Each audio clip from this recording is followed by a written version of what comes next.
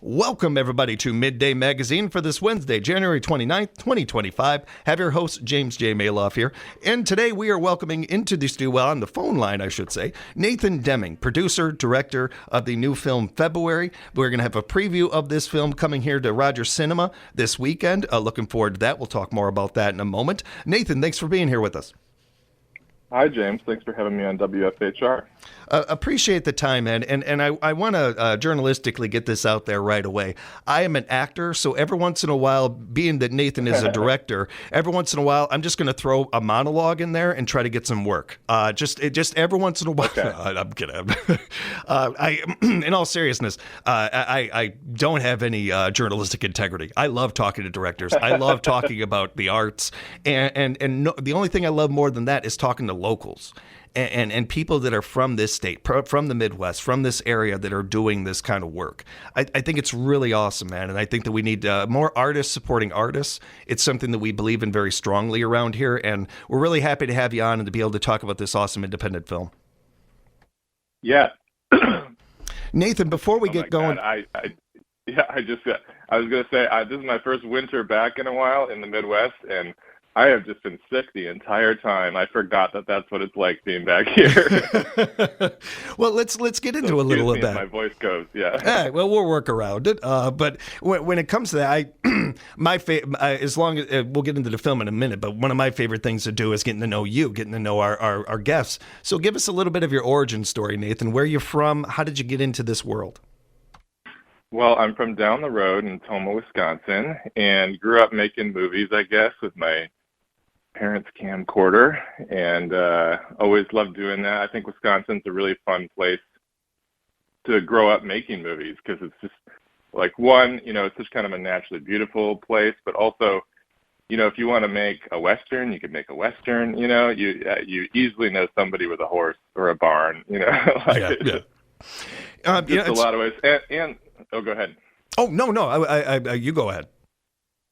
Well, I was just going to say, and like you were saying, I think I totally agree with how you open this, in that I think there's also a lot of like amazing regional arts going on too. And Wisconsin is a pretty collaborative and creative state. There's like a world of difference filming here than in LA. Yeah, to your point, I spent a couple of years out in California, and one of the things that they were blown away by is when they would get done seeing a movie and seeing that it was filmed in Wisconsin or was filmed in the Midwest, and the ability that the backdrops we have around here are amazing. They're second to none. Mm-hmm. Yeah, no, for sure. When it comes to getting into this world, how did you get your foot in the door? What is some of the studying and the schooling that you've done? Well, I think it's different for everybody, obviously, and I've always been a very DIY guy, like I said, growing up making movies. But I think the real thing that changed things for me was I went to the London Film School, which when I went there, it was headed by a British filmmaker named Mike Leigh. Are you familiar with him? Oh, yeah. Oh, yeah. Oh, great. Yeah, I love Mike Leigh. And I was graduating from college, and I saw Another Year, if you saw that film, and I was blown away by it. Went down the Mike Leigh rabbit hole and realized this is the director closest to anything I wanted to be or do. You know what I mean? Mm-hmm. Like, I grew up liking Spielberg and Lucas and, a ton of American filmmakers who are all amazing, but then I saw Mike Leigh's stuff and I was like, oh, that's what I want to do. I want to do Westerns, I want to do all that fun stuff, but like his approach to life and filmmaking I think is so cool. And so anyways, I applied, got in, and then just had this incredible time of, I think, growing as an artist and meeting people and hopefully eventually finding my voice. And so my dream is to kind of carry that fire back with me to Wisconsin and kind of do something similar to what he's done for the UK, do it for our state. And I love that idea, and I think that's noteworthy. One of the things that we, especially in radio, noted a while back was, well, nowadays, everybody, if you want to hear a song, you can go online, find it. You want to find information, you can go online, find it. What's something we can do that nobody else can? Well, we can talk about local. We can do a report and talk about local things like nobody else can because we're living here. We're right here. I think it's a similar thing with not only filmmaking, but with the arts. and really leaning into where you're from and what your vision is. I think that is very noteworthy. And your project here is all the things we've just said. Before we dive into February itself, I want to just take a step back and talk about the project and this year project, this 12-part series that began with January. Yeah, so this is my current goal, is to make a film for every month of the year, all set in Wisconsin. I say current like it's like going to be done soon, but the plan is this is easily going to take me 10 or 15 years. And I want to do it for all the kind of reasons we're talking about, which is to, one, I like concepts. There's a film series by Kieslowski called The Decalogue, some viewers might know, which is a 10-part series based on the 10 Commandments. So each episode kind of stands alone and meditates on a certain theme. So that's kind of one inspiration for this. But also, I just think there's so many Wisconsin stories to tell. And also our seasons and our months are so pronounced and different anyways. I'm just really excited about how this series can build and grow over time. And hopefully Wisconsin audiences will be into it, which is why I'm taking February around now, and just look forward to sharing the story with you over 10 years that hopefully everybody will look forward to. You know, you bring up some really great points there, and I think one of them is one of the strongest ones is really highlighting this area and the seasons and some of the things that come from that. And while they're predictable, a little bit predictable at least, because right now it's we're looking at 50s today here, so it's all over the place right now. It's kind of and I to that, but on a serious point to that, one of the things that I find that you're doing with this, I'm not sure if it's intentional or not, but it's archiving. You know, you're doing something here, and you're getting snapshots of these times where 10, 20, 50 years from now, I think will be even more noteworthy in some ways. Oh, thank you. Yes, that's definitely that's what I love about Mike Leigh's films is you put them on and they're all very different, right? Like he's made such different films, but each time you put one on, you kind of feel like, oh, that's definitely London in the 90s, or that's Edinburgh in the 80s, or something like that. So yeah, that is a huge motivation for me as well. And I will mention, as Nathan mentioned, the film January was already previously released, and you can find that at Venmo. We'll give you more information on how to find that before we wrap up today. Let's talk about the film February. And again, we're going to have a free showing of this coming up Sunday, 1:30 at Rogers Cinema, right here in Wisconsin Rapids at 220 East Grand Avenue. We'll tell you more about those details at the end of the show. But when it comes to the movie February, what went into the making of this? Well, February is about a Latino immigrant, so we shift perspectives. The first one, if people check out January, it's about an older church volunteer at a small church that they might find very familiar, very Wisconsin. And for February, I just wanted to show or start with the idea that our state is very diverse, despite sometimes with the images and the media. And so focused on a Latino family and how they're fitting in. And the lead, Miguel, who's played by David Ezekiel Duran, he's just arrived. He's struggling to fit in, kind of hates his job and everything. And also coming from Mexico, it's his first winter, so he's adapting to that as well. And the thing that kind of finally starts to open stuff up for him is ice fishing.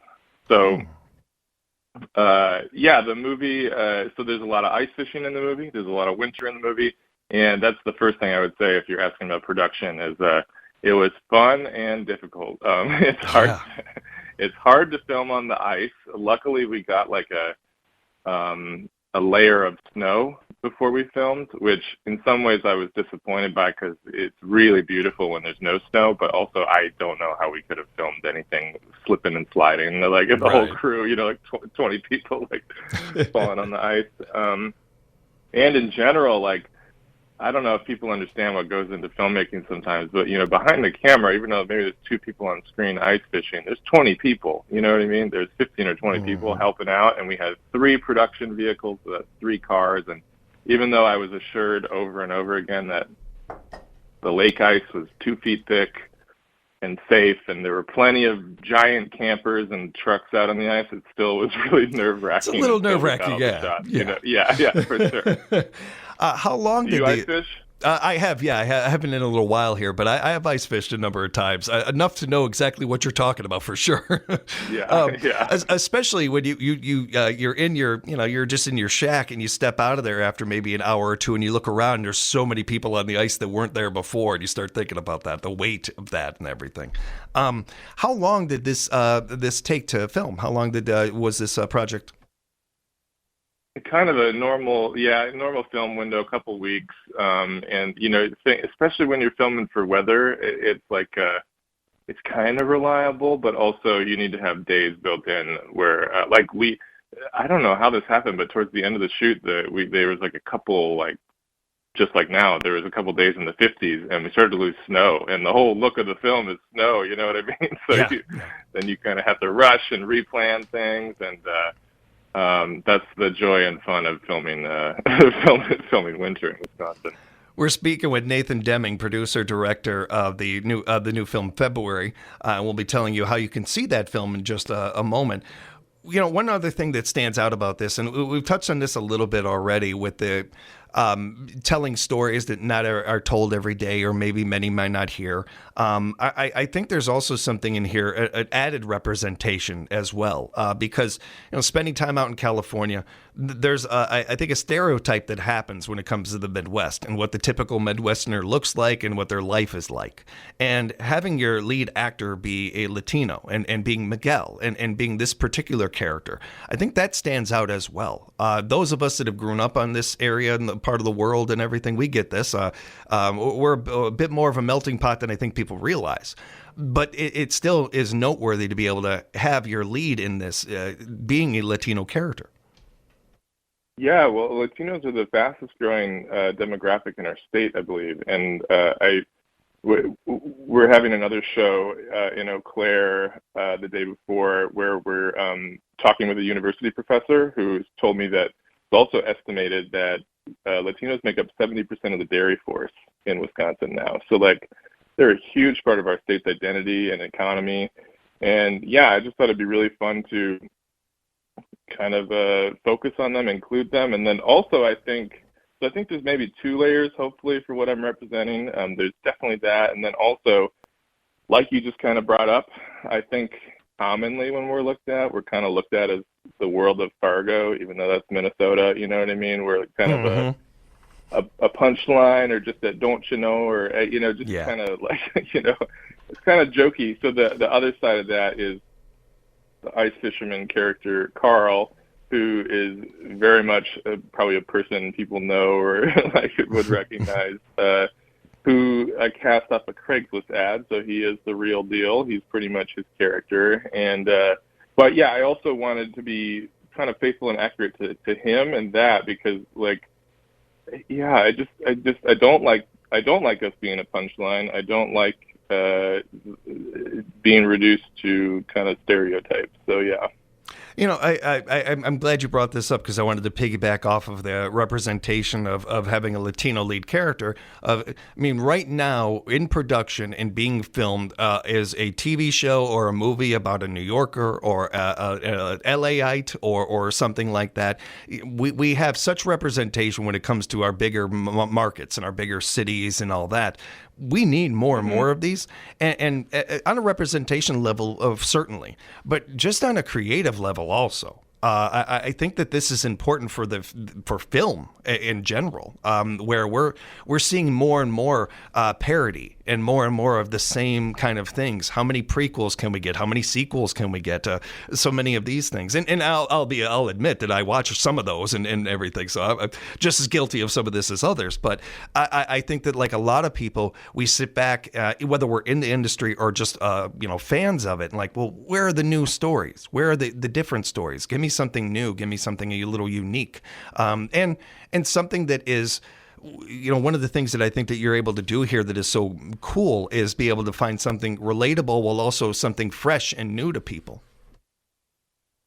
Yeah, I was really, what I was blown away by is how few movies there have been about ice fishing. You have Grumpy Old Men, and there's movies that might have scenes of it, and when you're preparing a movie, often one of the first conversations you have, like with a cinematographer, is like, okay, what are our references, or what other movies have been made about this topic, just to kind of see how they tackled it creatively or anything like that. And there was just so few things, and I was like, this is such a cool,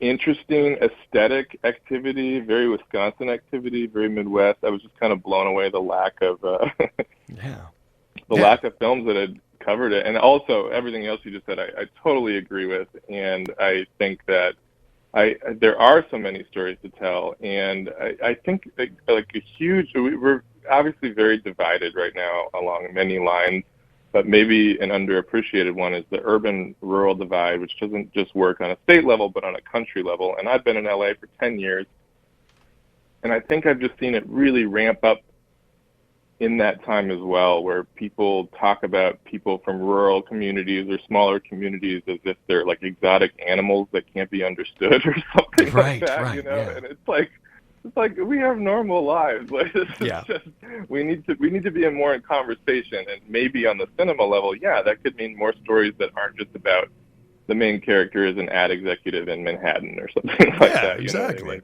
Well, and there's another representation part of this and a relatability part of this with that, where you're opening eyes with this one and telling stories and hopefully getting people to realize, wow, it's something that I try to do all the time when it comes to people from Illinois and Wisconsin. As much as they may not like this either side, you guys have more in common than you realize. And showing relatability and an empathy that can happen from that, and with this movie, with things like this, maybe creating a little bit more of this understanding, a little more empathy with West Coast and Midwest and East Coast and Midwest, and some of these things, and just reminding people that we're all alike, we all have more in common than not, and that's never. There's no downside to that.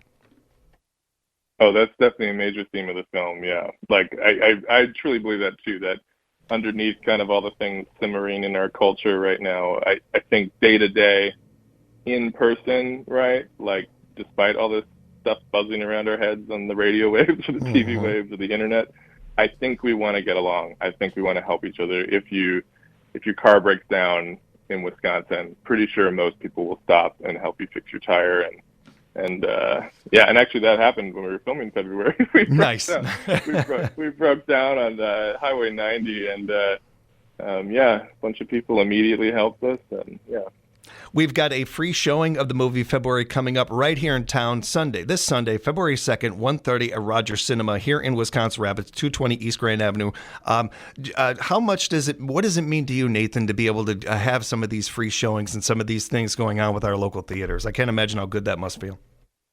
Well, it's so fun, yeah. So like I said, I grew up down the road. I should also note that at that screening and every screening as we kind of go around the state, I'm going to be there.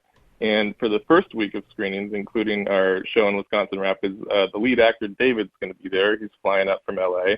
So we're going to present the film and do a Q&A afterwards, and that should be really fun. And I love Wisconsin. I love the big cities. I love the small cities. And I'm really excited, especially for the small town showings. And I've just found all these really cool theaters that kind of maybe grew up going to once or twice. And now it's really fun to return and show a movie here. And I want to remind everybody as well that while this is a fun one, we're looking forward to it, Nathan's got some other great work out there that I cannot encourage you to check out enough. January, as we mentioned before, but Speaking in Tongues is one I really wanted to make sure we just touched on before we let you go. Was that your first feature? Oh, thanks. Yeah, that was my first feature. And I shot it a couple years ago now. And very different than this year series, but probably similar in keeping with the themes I'm interested in. I don't know if you checked it out, but it's about a young man kind of struggling in his newfound faith at a megachurch. Mm-hmm. So there's kind of highs and lows, and I think it's an interesting movie. It was, I did see it, and it was something that, it was, again, so many of the things I've been touching on, that movie did as well, and I see a theme with your work of relatability, because it was something that, it's not my wheelhouse, not my world, but I found such a relatability to that character and other characters in it. It's good work, man. I'm joking around about being an actor and all that, but I would love to work with you, because you've got a vision and an idea that you're sticking to with these works that I think is really exciting and fun, but also necessary. We don't have enough of it, and I appreciate that you're doing that kind of work. I don't think a lot of people realize you could be taking this talent, man, and doing a lot of other things with it. The fact that you're taking it and putting so much into our state in this area, I commend that, man. I think that's very cool that with the work that you're doing. Well, thank you. That's so nice. And yes, definitely. Let's send me your headshot. Let's chat. I appreciate that. And Nathan, if people want to find out more about your work, about this project in particular, how can they do that? Got a couple websites floating out there. First of all, for February and all of our screening tour, which if your listeners can't make the Wisconsin Rapids one, we have plenty around the state the next month. So you can find all that information at februaryfilm.com/screenings.